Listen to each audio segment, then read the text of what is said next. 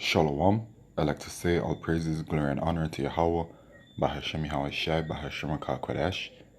Double honors unto the apostles and elders of GMS, who are the true leaders of Israel today, and salutations to my Akim who do this work in truth and sincerity, who are risking their lives and their freedoms to do so, as well as the scattered Israelites who come looking like the heathen but are not, by way of their forefathers' seeds who are Israelite men.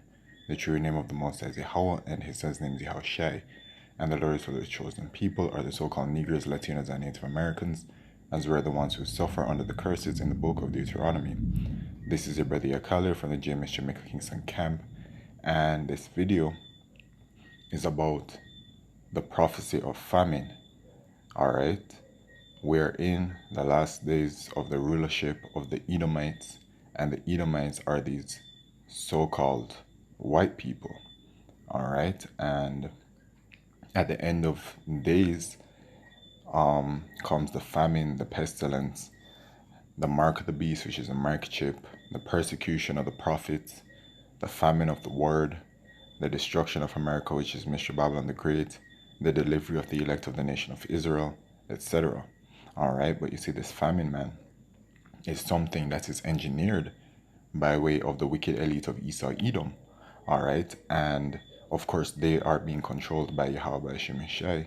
You know, in the book of Psalms it says, protect me from thy sword, referring to the Edomites, because Yahweh Shemeshai has used Esau Edom as that sword upon us. Alright, we transgress the laws, statutes, and commandments of Yahweh Shemeshai, and as such we have been judged. Alright, and we've been thrown into several captivities. But, you know, the good news is that we're at the end of our final captivity, but then at the same time we're heading into the time of Jacob's trouble, which this famine is going to contribute to very greatly. Alright, this is 2nd Esdras chapter 15 and verse 5. Behold, saith the Lord, I will bring plagues upon the world, the sword, famine, death, and destruction. For wickedness hath exceedingly polluted the whole earth, and their hurtful works are fulfilled. So the point here is that the famine is coming.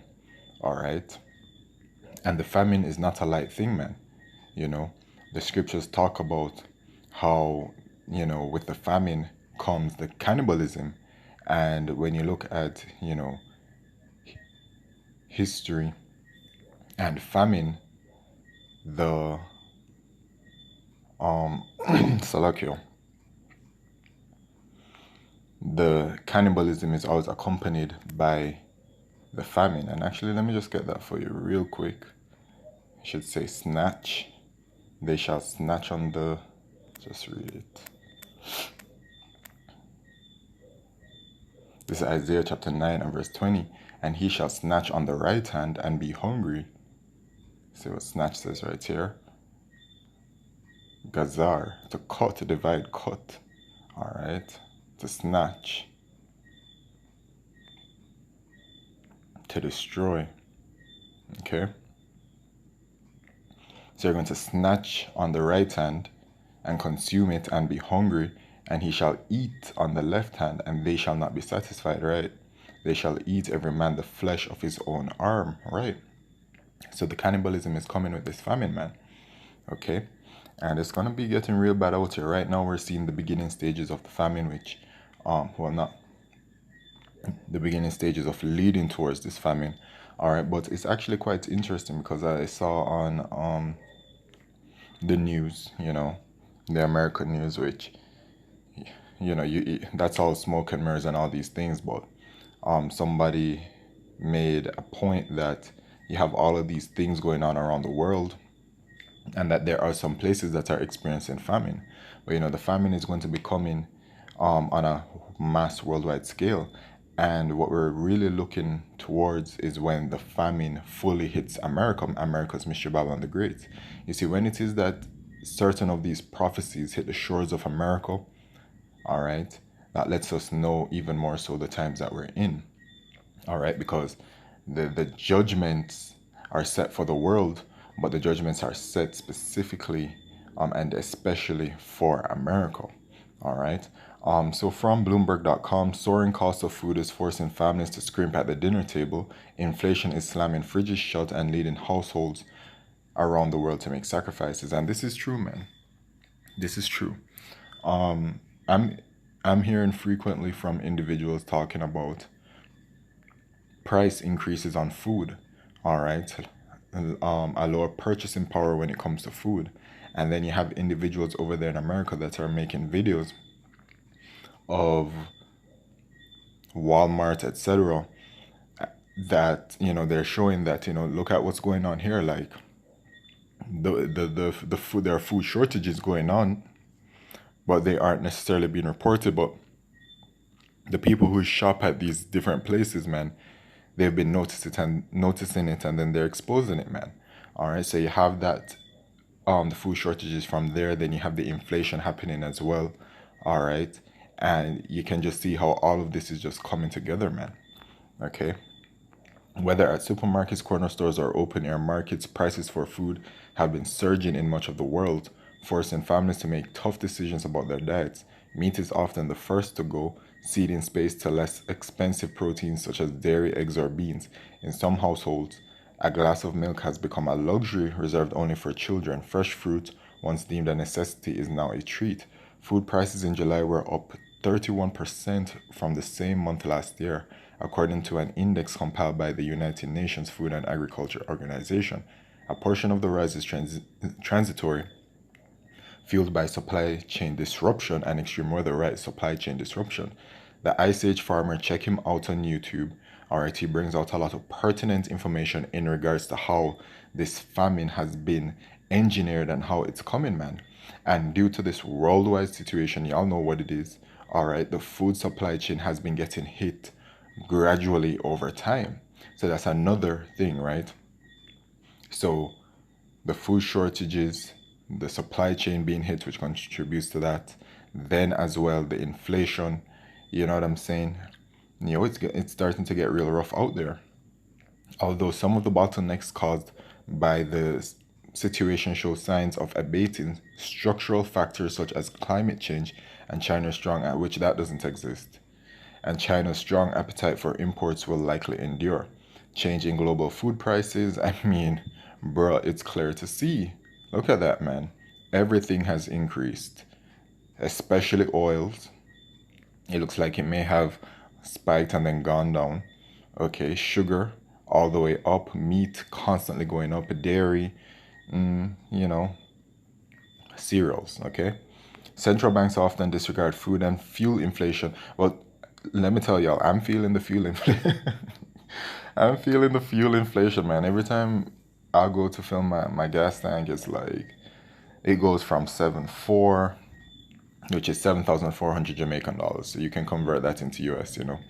So it goes from 7.4 to 7.8 to the last time when I went, it was 8.1. Who knows what it's going to be the next time I go, you know? But we're feeling it, man. It's definitely being felt. Fuel inflation when setting policy because they're the most volatile categories in the typical basket of consumer goods and services. However, when ordinary people think about inflation, they don't want to exclude food and fuels, a profession, etc. Given the rise in inflation that average consumers are experiencing, I'm predicting we are underestimated the chance that central banks will take more drastic measures than central banks are predicting. The sustained increase in prices for basic staples is making some governments nervous. Russia, one of the world's top grain exporters, began taxing wheat exports in February to stem rising prices at home, while Argentina in May temporarily banned beef sales abroad for the same reason, right? So then what's also happening is that these countries around the world are seeing what's going on, and then they're saying, okay, we need to keep the food at home, no more exports. All right, and then you have Jamaica, for example, which I don't remember the number exactly, but it is a percent, over 50%, that that the food that we're consuming is all imported. Okay, so imagine if and when, you know what I'm saying, the ships stop coming to Jamaica, man. All right, the grocery stores are gonna be found empty. All right, and the scriptures talk about that, man, in Second Ezra chapter 6 and verse 22. And suddenly shall the sown places appear unsown, the full storehouses shall suddenly be found empty, right? So these places are going to be found empty, and we all it takes is for some kind of storm to be approaching, or even the lockdown that we're currently in, for the people to become hysteric and for them to rush the grocery stores and to buy up all of the food. You know what I'm saying? So if when we're in a situation where now the food isn't coming in, the shelves simply won't be replenished. It's so simple, you know? And this is something that can be brought in within less than a month. You know what I'm saying? It really doesn't take much. Okay? And the trumpet shall give a sound, which when every man heareth, they shall be suddenly afraid. At that time shall friends fight one against another like enemies, and the earth shall stand in fear with those that dwell therein. The springs of the fountain shall stand still, and in 3 hours they shall not run, right? So it's going to be a famine of food and water. All right. And people are going to be fighting each other out there in the streets because, the famine. I've been interacting with some individuals, that's outside of the brotherhood, and, you know, when they talk about food, they're like, they can't go 3, 4 hours without food. The idea of fasting for 24 hours, even if it's a water fast, they can't comprehend that. It's such a bizarre concept to them that somebody would even fast or would go so long without food or anything like that. They're always they're always like, observing my eating habits, you know what I'm saying? Um, because, I eat pretty well. I eat pretty clean. You know what I'm saying? But they think that it's not enough food to sustain someone when I'm not feeling hungry. I'm not hungry. You know what I'm saying? But that's a little sidetrack anyway. But yeah, man, it's gonna get so bad out there that people are gonna be fighting each other. And then even with the inflation, when people can't afford the food, but other people are able to afford the food, what do you think is gonna happen? You think that these people are just gonna sit up here and just be hungry when they can find a way to get that food? No, people are gonna become desperate and they're gonna be out there marching and tearing down people's homes and all these kinds of things, as it says in Second Ezra chapter 15, man. Okay, comes out daily. You know what I'm saying? Let me just go straight to the point. A man shall have no pity upon his neighbor, but shall destroy their houses with the sword and spoil their goods because of the lack of bread and for great tribulation. So all of the trouble, the Jacob's trouble time that we're coming into, the food shortages, all of these kinds of things, it's gonna become every man for themselves, man.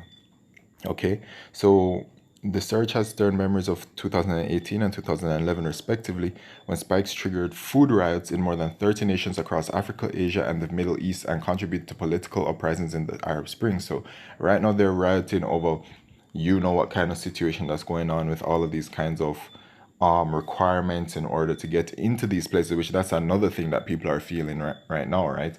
They're not given access to certain things unless they do certain things that are being forced upon them, which is these draconian measures. All right, so this thing is just coming from all kinds of angles, man.